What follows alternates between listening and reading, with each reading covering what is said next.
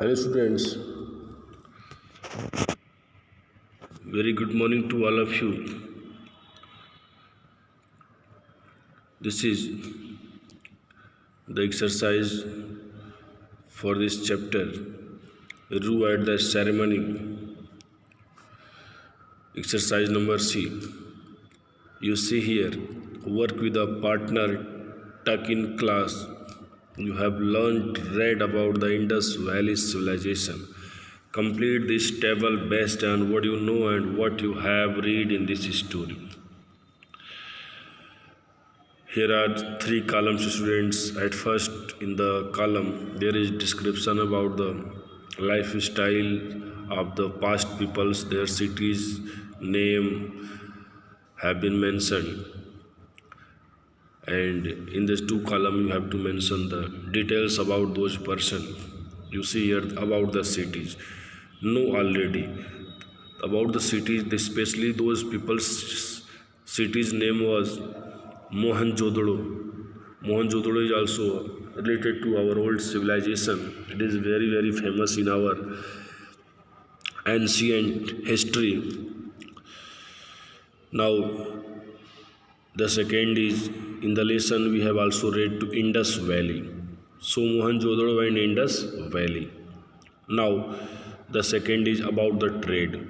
Their trade is related to cloth, toys, and different dyed cloths. Cloth, toys already we have read, and in this lesson it has been also mentioned about different dyed cloth. Now about people's life, already we have know that they had a simple living. We know that they had a simple living, but it's not true. In this lesson it has been clarified that those people's life status was very high. They lived a high living standard life. Now others may we know already about them that their cities were neat and clean, but here it has been mentioned to clear our doubt that their cities were also well designed. Okay, so students, these are the some facts related to the ancient peoples and their cities, their living sense, their dressings, everything. Okay, now exercise number C complete. Now next exercise number D. Write the answer. Write the answer. Okay, you will get the answers on the next page. Let's see here. I have written it here.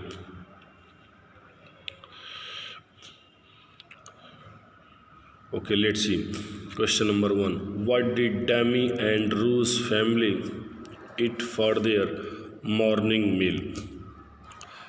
Demi और रू की जो family थी उन लोगों का morning मील क्या था, वो लोग मॉर्निंग मील में क्या लेते थे? Okay, let's see it's answer is Demi and Rue's family ate the dishes of fruit and drank the barley broth.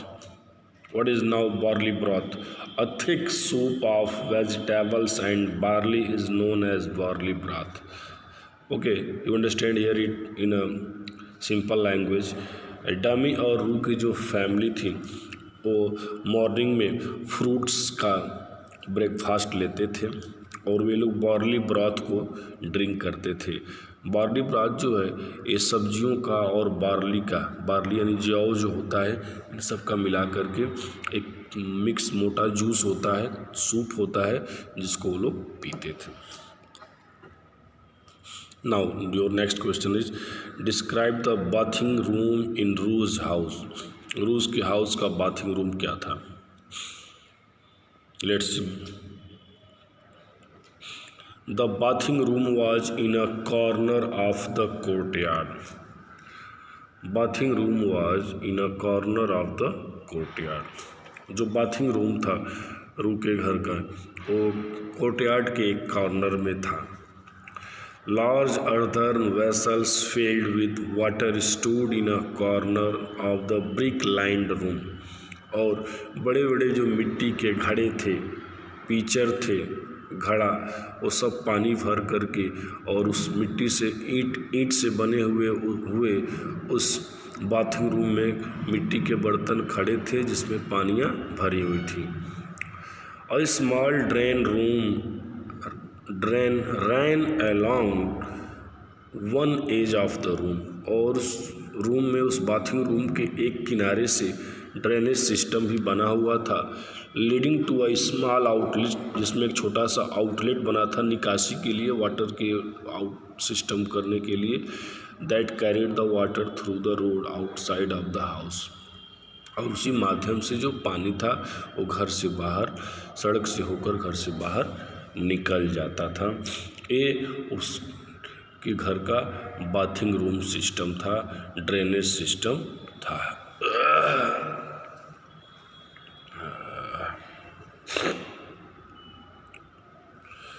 Now you next see, why did Ru suddenly lose his appetite? कि जो रू है वो अचानक अपनी भूख क्यों भूल गया, क्यों अपनी भूख को अचानक को भूल गया?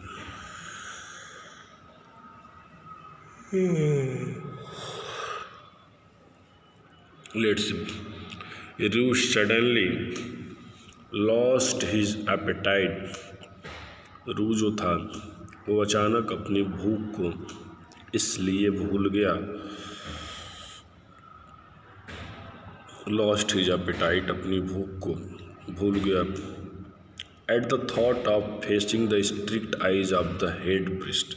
जब हेड प्रिस्ट उसके सामने आए तो हेड प्रिस्ट के स्ट्रिक्ट आइज को फेस करते ही वो अपनी भूख को भूल गया, and following the rigidly laid out ritual that he had been taught, और जैसा भी उन्होंने टॉट किया था, उसको सिखाया था, बताया था, उन सारी चीज़ों को उसने फॉलो करना शुरू कर दिया।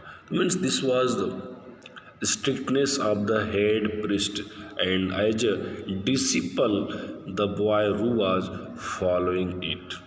Okay, now exercise number E. What is the exercise number? You can see here, student. He grew pale. What is the word pale?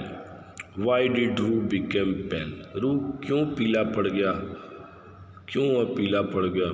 इस क्वेश्चन में और दिया हुआ ना, मेरी बुक में है, आप बुक में देख सकते हैं कि पेल इज विदाउट कलर और with very little colour, when do you lose colour और गो पेल, व्हाई डिड रू बिकम पेल? कब व्यक्ति पीला पड़ता है, कब थका हारा दिखाई देता है, उसके चेहरे का रूप कब उड़ा हुआ दिखाई देता है, जैसा कि यहाँ पे रू के भी साथ हुआ है, ऐसा कब होता है?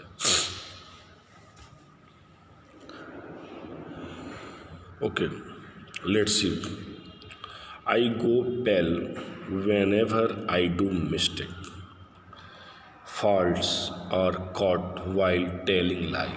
तो यहाँ पे लिखा जा रहा है आंसर को सपोर्ट करने के लिए कि मैं तब थका हारा दिखता हूँ, पीला पड़ जाता हूँ, जब कभी मैं गलतियाँ करता हूँ या फिर झूठ बोलता हूँ, इस तरह की कोई भी मिस्टेक करता हूँ। तो रू बिकेम पेल बिकॉज, रू भी पीला पड़ गया था क्योंकि he remembered that the head priest said him to assist at the ceremony that afternoon. और रू भी पीला इसलिए पड़ गया था क्योंकि उसे याद आया था कि हेड प्रिस्ट ने उसे सेरेमनी में दोपहर को असिस्ट करने के लिए, पार्टिसिपेट कर सहयोग करने के लिए कहा था, और ये चीज़ जैसे उसके चेहरे पर एक मन में जैसे ही ये बात आई वैसे उसके चेहरे का रंग उड़ गया था। Okay,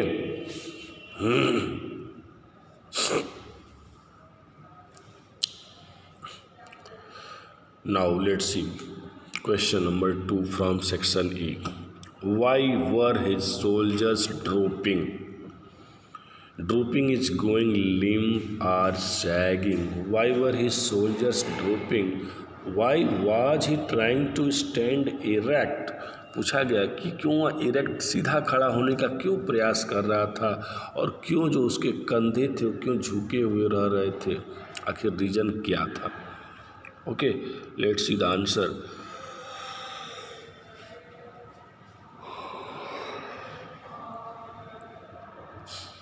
His soldiers were drooping.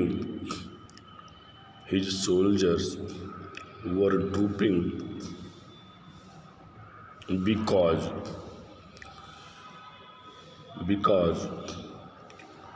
heartily he wanted to meet and become her and his uncle. But the same day he had to assist the ceremony. He was trying to stand erect as he entered the great bath and wanted to more purposefully to help in the ceremony. उसके कंधे इसलिए drupe कर रहे थे, हिल रहे थे, लटके हुए थे, क्योंकि वो काफ़ी हार्टली उनसे मिला और स्वागत किया। हर का वो स्वागत करना चाहता था। और उसके जो अंकल थे वो भी उसी दिन आ रहे थे जिस दिन उसे सेरेमनी में जाना था।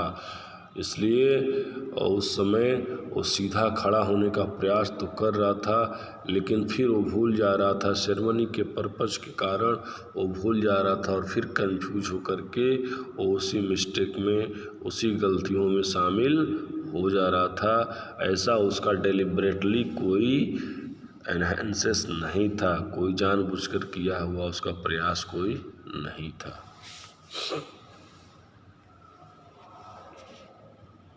क्वेश्चन नंबर 3 है, strings of elegant bits for their matter. What could elegant mean here?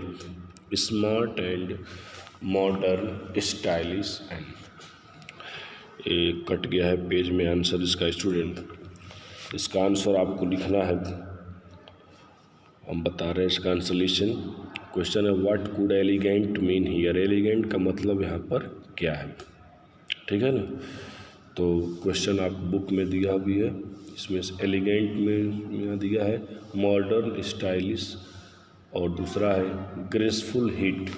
Graceful और हिट, इनमें से जज करना है आपको कि इनमें से कौन सा आंसर इसके लिए सही है। तो ध्यान दीजिए, एलिगेंट मीन्स क्या होता है। एलिगेंट मीन्स होता है स्टाइलिश एंड ग्रेसफुल।